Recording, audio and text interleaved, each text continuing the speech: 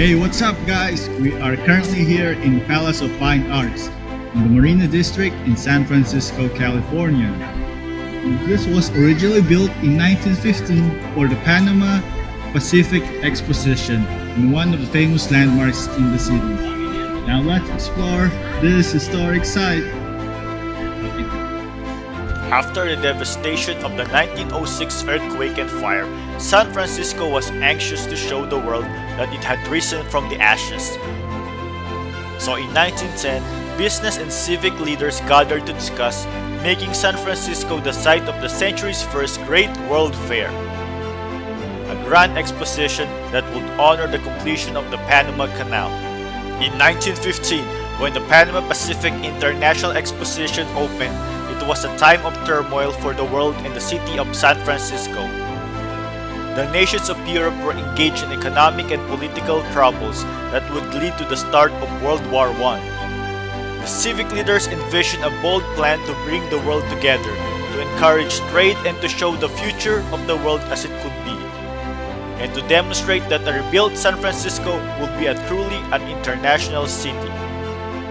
Built on a 635 acres reclaimed from San Francisco Bay, the exposition featured 11 great exhibit palaces, showcasing objects from every corner of the globe. More than 1,500 sculptures commissioned from artists all over the world, 65 acres of amusement concessions, and an aviation field. Widely considered the most beautiful structure at the exhibition is the Palace of Fine Arts.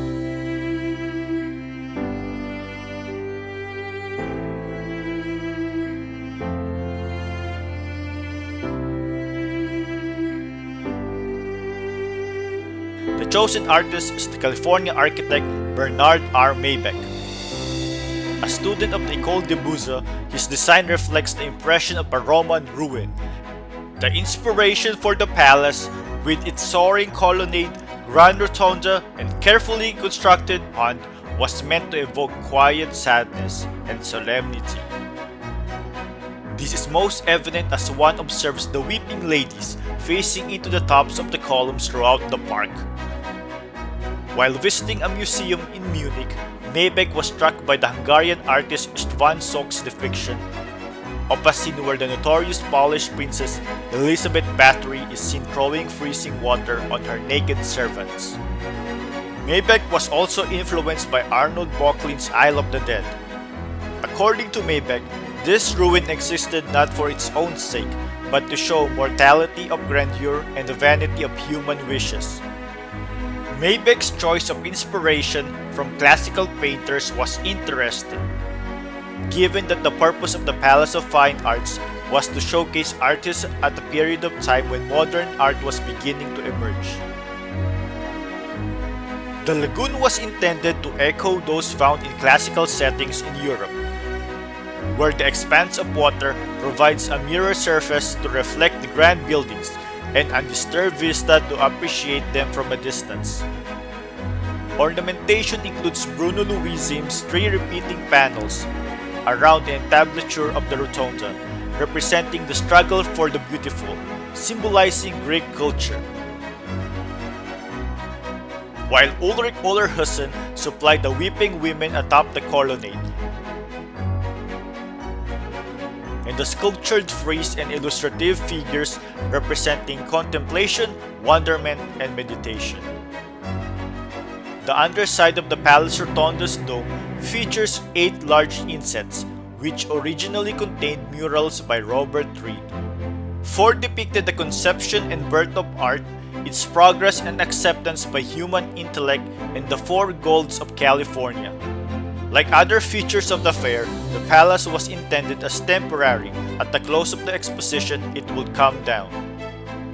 On opening day, February 20th, 1915, 255,149 people walked through the entry gates to experience the first world event of the 20th century.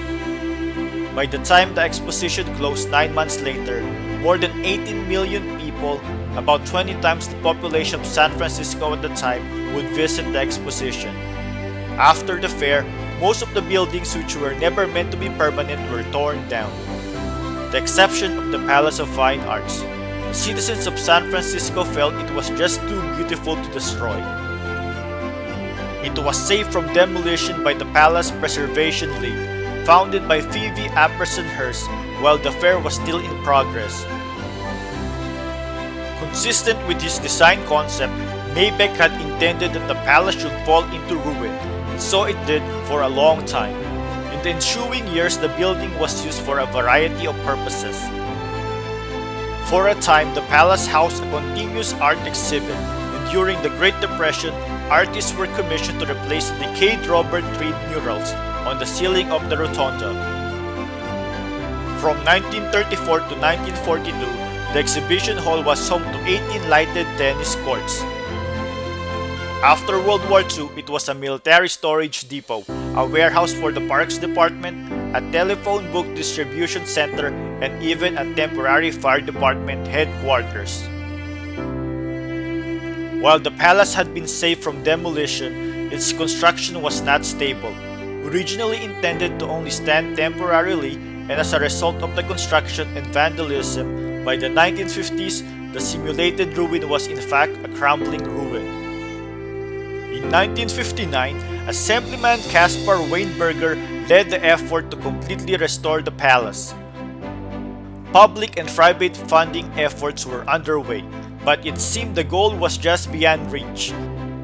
It was then that businessman and philanthropist Walter S. Johnson stepped up and contributed the additional $2 million needed to completely restore the palace into a permanent structure. The Palace of Fine Arts League, a non-profit, was established in 1962 to provide the means to restore the Palace of Fine Arts. Walter Johnson's efforts, along with many others, contributed to the creation of the Palace of Fine Arts Theater, which opened in 1917. The Palace of Fine Arts League continues to operate the theater today, honoring the legacy of Maybeck, Johnson, and the many others that have contributed to the rich cultural fabric of San Francisco, that made possible by the success of the Panama Pacific International Exposition. Today, the Palace of Fine Arts is the last reminder of the great gathering that welcomed the world back to San Francisco, and it continues to hold a special place in the hearts of the Bay Area residents and its visitors. The palace is truly a landmark to love.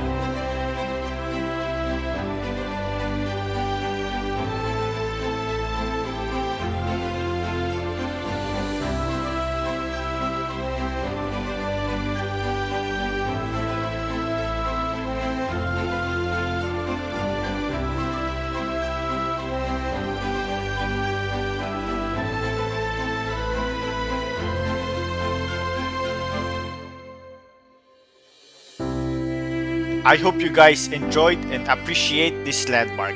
Until next time, don't forget to hit like, share, and subscribe. Bye!